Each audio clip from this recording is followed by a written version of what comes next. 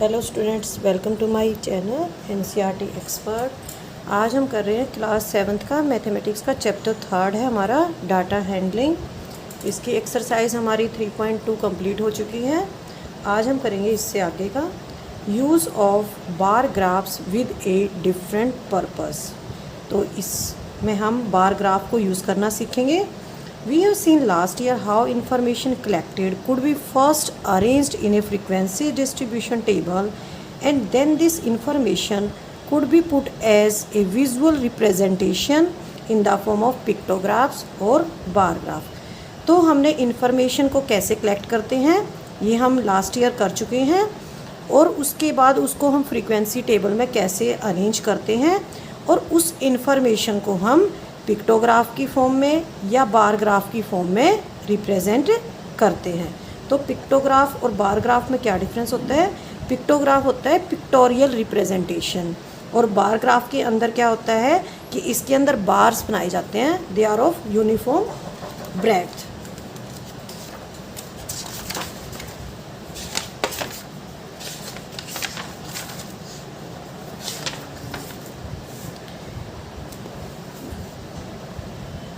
ये जो चैप्टर के स्टार्टिंग में दिखा रखा है टेबल 3.3, यहाँ पर क्या है, ये Monday, Tuesday, Wednesday, Thursday, Friday और सैटरडे। ये क्या है, यहाँ पे डाटा शोइंग वीकली एब्सेंटी इन ए क्लास। तो यहाँ पे जो ये सिंबल बनाया हुआ है ये एक वन चाइल्ड को रिप्रेजेंट करता है। तो ये पिक्टोरियल रिप्रेजेंटेशन है, इसको बोलते हैं pictograph.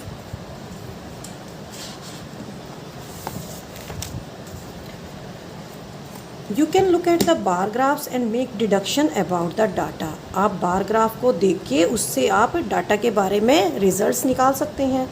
You can get also information based on this bar graphs. For example, you can say that mode is the longest bar if the bar represents the frequency. तो mode क्या होगा? अगर जो mode होता है वो सबसे लंबा बार बन जाएगा, क्योंकि अगर बार फ्रीक्वेंसी को रिप्रेजेंट करेगा। चूजिंग ए स्केल, तो जब हम बार ग्राफ बनाते हैं तो स्केल को चूज़ करना सबसे फर्स्ट स्टेप होता है। We know that a bar graph is representation of numbers using bars of uniform width की जगह यहाँ ब्रेड्थ भी हो सकता है word, and the length of the bars depend upon the frequency. तो बार ग्राफ के अंदर क्या होता है, नंबर्स को रिप्रेजेंट करते हैं। क्या चीज़ यूज़ करते हैं? बार्स यूज़ करते हैं रिप्रेजेंट करने के लिए नंबर्स को।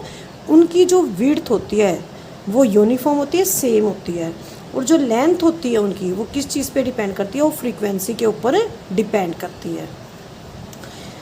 And the scale you have chosen, और जो आपने स्केल चूज़ किया उस चीज़ के ऊपर बार की लेंथ डिपेंड करती है। For example, in a bar graph where numbers in units are to be shown. तो स्केल हम कैसे ले सकते हैं? जो 1 यूनिट होता है उसको हम 10 स्टूडेंट्स ले सकते हैं, 100 स्टूडेंट्स ले सकते हैं।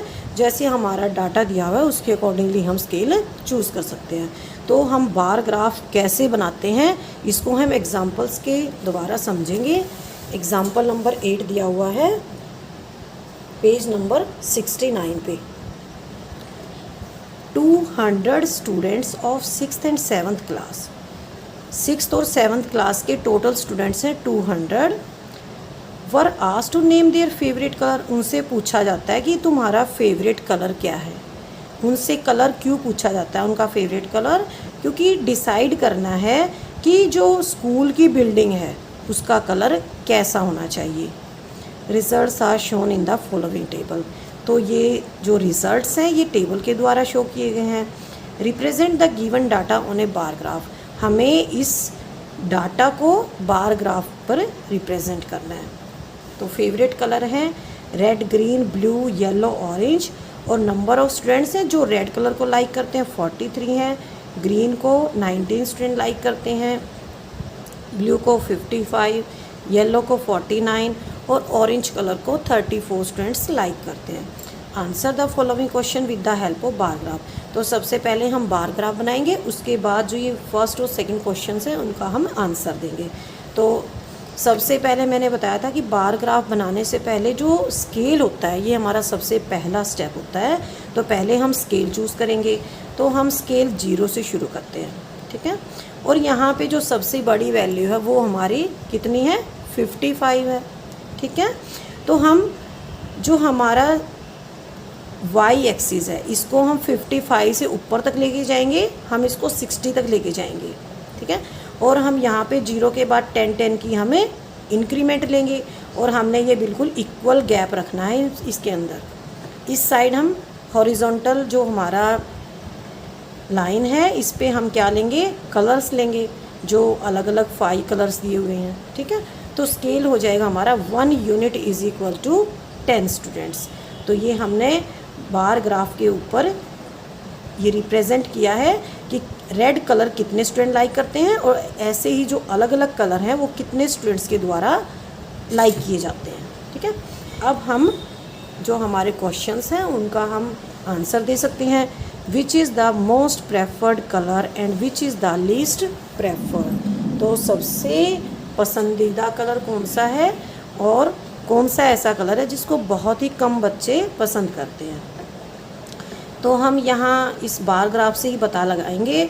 यहाँ पे जो 50 से भी अबोव स्टूडेंट्स हैं, यहाँ पे जो ये बार बना हुआ है ये सबसे ज़्यादा लंबा है, तो इसका मतलब ये हुआ कि जो ब्लू कलर है is the most preferred colour, ठीक है। नेक्स्ट है हमारा which is the least preferred colour. तो सबसे कम पसंदीदा या सबसे कम जो बच्चे लाइक करते हैं कौन सा कलर है, वो है ग्रीन कलर, क्योंकि जो इसकी बार की लेंथ है वो सबसे कम है। ये हो गया हमारा first question. Second, how many colours are there in all. यहाँ पे कितने कलर्स हैं, 5 कलर्स हैं। और कौन कौन से हैं, रेड है, ग्रीन है, ब्लू है, येलो है और ऑरेंज है। तो हमारे 5 कलर्स हैं। तो बार ग्राफ को देख के हमने इन क्वेश्चंस के आंसर दे दिए। नेक्स्ट एग्जाम्पल है, एग्जाम्पल नंबर 9, सेम पेज पे है, 69 पे ही। Following data gives total marks out of 600 obtained by 6 children of a particular class. Represent the data on a bar graph. तो किसी क्लास के 6 स्टूडेंट्स लिए गए हैं, पर्टिकुलर स्टूडेंट्स, तो उनके 600 में से मार्क्स आए हैं वो हमारे नीचे दिए हुए हैं। अजय ने स्कोर किया 450, Bali score 500, Deepti score 300, Fayaz score 360, Geetika has 400 marks and Hari has 540 marks. तो इसके लिए हम स्केल बनाएंगे सबसे पहले। तो यहाँ पे हम 1 unit is equal to 10 marks नहीं ले सकते, क्योंकि यहाँ पे जो हमारा मार्क्स है वो ज़्यादा हैं। तो हम यहाँ पे क्या करेंगे, स्केल लेंगे। 1 यूनिट विल रिप्रेजेंट 100 मार्क्स। तो 1 यूनिट किसके इक्वल हो जाएगा, 100 मार्क्स के इक्वल हो जाएगा।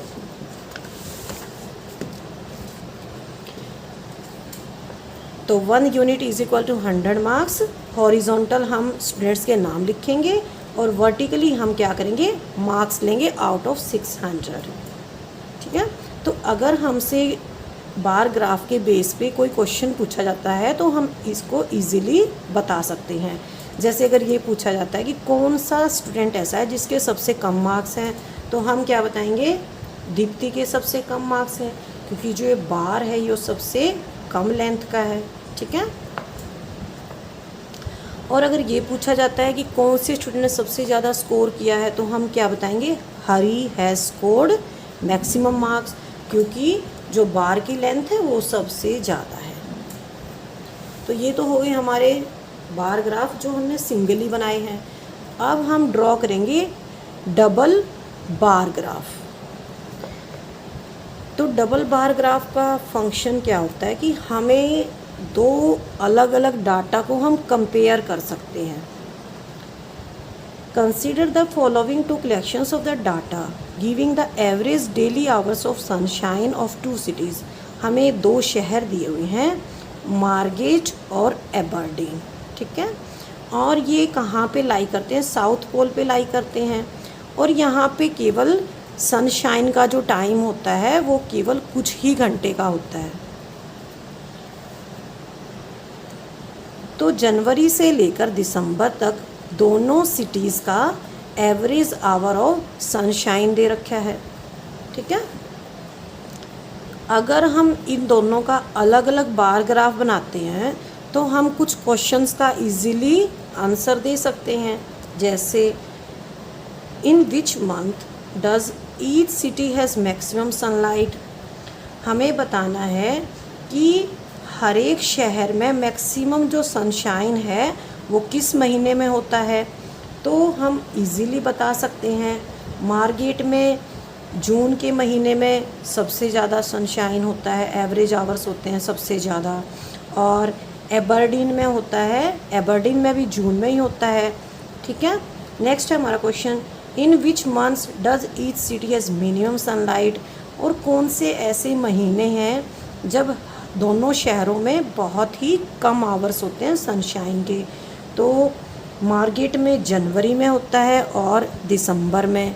जनवरी और दिसंबर में जो max average hour of sunshine है केवल 2 आवर्स हैं। और दूसरा सिटी है एबर्डन। एबर्डन में क्या होगा, यहाँ पे केवल जनवरी में 1.5 आवर्स हैं एवरेज आवर ऑफ सनशाइन। तो ये हम इन क्वेश्चंस के तो हम इजीली आंसर दे सकते हैं अगर इंडिविजुअली बार ग्राफ बनाते हैं, दोनों का अलग अलग बनाते हैं। लेकिन अगर कोई चीज़ हमें कंपेयर करनी होती है, इन दोनों को अगर हम कंपेयर करेंगे तो कैसे बताएंगे? तो इसके लिए हमें डबल बार ग्राफ बनाना पड़ता है। For each month we have 2 bars. तो हर एक महीने के लिए हमारे पास 2 बार बनेंगे, दोनों सिटीज़ के अलग अलग बनेंगे। The height of which gives the average hours of sunshine in each city. तो जो बार की जो हाइट होगी वो हमें क्या बताएगी? Average hour of sunshine. From this we can infer that. तो इससे हम जब हम कंपेयर करेंगे डबल बार ग्राफ के अंदर दोनों ग्राफ को कंपेयर करेंगे तो क्या होगा? जैसे हमारा एक क्वेश्चन है, in a particular month which city has more sunshine hours. तो कौन सी सिटी में ज़्यादा सनशाइन आवर्स हैं ये बताना हमने। इन ए पर्टिकुलर मंथ, कोई एक ऐसा विशेष महीना है जिसमें एक सिटी के अंदर ज़्यादा सनशाइन आवर्स हैं।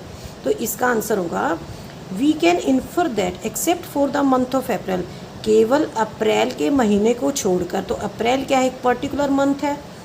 There always more sunshine in Margate than in Aberdeen. तो मार्गेट के अंदर ज़्यादा सनशाइन होता है इन कंपैरिजन टू एबरडीन। केवल एक एक्सेप्शन है, अप्रैल का जो महीना होता है वो केवल एक्सेप्शन है। तो डबल बार ग्राफ से हमने कैसे इसको निकाला?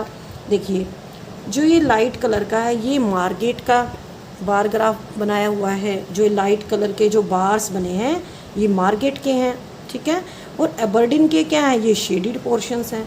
तो हर जगह जो शेडिड पोर्शन है वो छोटा है, केवल अप्रैल के महीने को छोड़ के। तो हमें पता चल गया कि अप्रैल के महीने में ही एबरडीन में जो सनशाइन आवर्स है वे ज़्यादा हैं, बाकी सभी महीनों में सनशाइन आवर्स मार्गेट से कम। Let us look at another example more related to us. अब हम एक एग्जाम्पल और करेंगे। एग्जाम्पल नंबर 10 है, पेज नंबर है 71। A mathematics teacher wants to see whether the new technique of teaching she applied after quarterly test was effective or not. She takes the scores of 5 weakest children in the quarterly test out of 25 and in the half yearly test again out of 25. तो एक mathematics teacher है, जब बच्चों के quarterly test हो जाते हैं उसके बाद वो क्या करती है, टीचिंग की एक नई टेक्निक, एक नई विधि शुरू करती है। और उसके बाद जब हाफ ईयरली एग्ज़ाम्स लेती है तो देखती है कि क्या बच्चों के स्कोर्स में कुछ इम्प्रूवमेंट हुई है या नहीं हुई है। तो स्टूडेंट्स यहाँ पे केवल 5 स्टूडेंट्स लिए हैं, आशीष, अरुण, कविश, माया और रीटा। क्वार्टरली उनका स्कोर है 10, 15, 12, 20 और 9।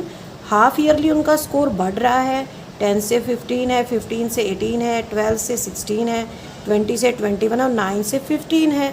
तो बार ग्राफ से पता चल जाता है जो हमारा क्वार्टरली है वो हमारा वाइट है, हाफ ईयरली है वो हमारा शेडिड है। तो जो हमारा हाफ ईयरली है वो क्वार्टरली से लंबा है बार। हर एक केस में 5 के 5 केसेस में जो हाफ ईयरली बार है वो क्वार्टरली बार से लंबा है। तो इससे क्या पता चलता है कि जो न्यू टेक्निक अप्लाई की है टीचिंग की टीचर ने, उससे इम्प्रूवमेंट हुआ है। तो क्या करना चाहिए, टीचर को जो अपनी नई टेक्निक है उसको कंटिन्यू करना चाहिए। The bar graph figure 3.2 next page पे दी हुई है, shows the result of a survey to test water resistant watches made by different companies. Company claim करती हैं कि उनकी वॉचेस जो हैं वाटर रेजिस्टेंट है, अगर उनको पानी में भी डुबो देते हैं तो ख़राब नहीं होती। After the test the about results were reviewed, तो कंपनियां क्या करती हैं, वॉच बनाने के बाद उनको टेस्ट करती हैं कि इनके अंदर पानी जाता है या नहीं जाता, ये वाटर रेजिस्टेंट है या नहीं। तो यहाँ पे कितनी कंपनियां हैं, 4 कंपनियां हैं, A, B, C और D। ये हॉरिजॉन्टली शो किया है और जो वर्टिकली शो किया नंबर ऑफ़ वॉचेस हैं। तो टोटल नंबर ऑफ़ वॉचेस जो हैं टेस्टेड की गई हैं वो हमारे लाइट कलर से दिखा रखा है, और जो नंबर दैट लीक्ड, जितनी वॉचेस लीक हो जाती हैं, जो ख़राब हो जाती हैं, वो यहाँ पे शेडेड पोर्शन से शो किया हुआ है। Can you work out a fraction of number of watches that leaked to number of watches that tested for each company. तो क्या आप बता सकते हैं कि इसके अंदर क्या फ्रैक्शन निकलेगा। हमें एक फ्रैक्शन किस चीज़ का निकालना है कि जो वॉचेस लीक हो जाती हैं और जो टोटल वॉचेस हैं उसका हमने फ्रैक्शन निकालना है। तो फर्स्ट केस में क्या हो जाएगा, लीक वॉचेस हैं 20, टोटल है यहाँ पे 40, तो 1/2 हो जाएगा। जो बी कंपनी की वॉचेस हैं ये अबाउट 10 हैं जो लीक हो जाती हैं, और टोटल है 40। हम चारों कंपनियों की 40 वॉचेस यूज़ करेंगे और उनमें से देखेंगे कि कितनी लीक हो जाती हैं। तो बी की सिमिलरली आ जाएगा 10/40, 1/4 फ्रैक्शन है। सी की आ जाएगा अबाउट 15 है, 15/40, 3/8 आ जाएगा। 25/40 है, यह आ जाएगा 5/8। तो इस ग्राफ के बेस पे, इस डबल बार ग्राफ के बेस पे हमें कुछ क्वेश्चंस के आंसर देने हैं।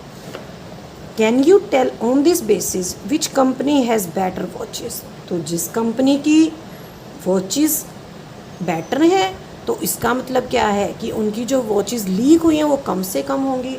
तो बार ग्राफ को देखने से ही पता लग रहा है कि जो बी कंपनी की वॉचेस हैं वो बहुत ही कम लीक हुई हैं। ठीक है, तो ये 1/4 है, तो 1/4 क्या है, सबसे छोटा फ्रैक्शन है। तो हम क्या कहेंगे कि जो बी कंपनी है it has better watches. Next है sale of English and Hindi books in the years 1995, 96, 97 and 98 are given below. English और हिंदी 2 तरह की बुक्स हैं, उनकी सेल दिखा रखी है 95 में, 96 में, 7 में और 98 में। हमें एक बार ग्राफ बनाना है, डबल बार ग्राफ। इसके लिए हम स्केल लेंगे 1 unit is equal to 100 books. तो हमें बताना है डबल बार ग्राफ के बेस पे कि in which year was the difference in the sale of the 2 language books list. तो हमें बताना है कि जो हिंदी और इंग्लिश 2 लैंग्वेजेस की बुक्स हैं उनकी सेल में जो डिफरेंस है वो कम कब आएगा। तो कब आएगा, 98 में आएगा, क्योंकि यहाँ पे तो बहुत ज़्यादा डिफरेंस आएगा जब हम बार ग्राफ बनाएंगे। 450, 600, 400, 525, 350, 500, लेकिन यहाँ पे बहुत ही कम डिफरेंस आएगा। तो इसका आंसर हो जाएगा 1998। Can you say that demand for English books rose faster. क्या आप कह सकते हैं कि जो इंग्लिश बुक्स की डिमांड है वो तेज़ी से बढ़ रही है। जब हम इसका डबल बार ग्राफ बनाएंगे तो जो हमारी इंग्लिश बुक्स हैं इसके जो बार की जो लेंथ है वो हर बार बढ़ती जा रही है। तो इससे प्रूव होता है कि जो इंग्लिश बुक्स हैं उनकी डिमांड्स लगातार इंक्रीज़ हो रही है। इसी के बेस पे है हमारे एक्सरसाइज 3.3। तो आप अच्छे से एक बार बार ग्राफ को और डबल बार ग्राफ को बना के देखेंगे और इन एग्जाम्पल्स को अच्छे से रिवाइज करेंगे। अगर आपको वीडियो अच्छी लगी है तो लाइक करें और मेरे चैनल को ज़्यादा से ज़्यादा सब्सक्राइब करें। थैंक यू बच्चों।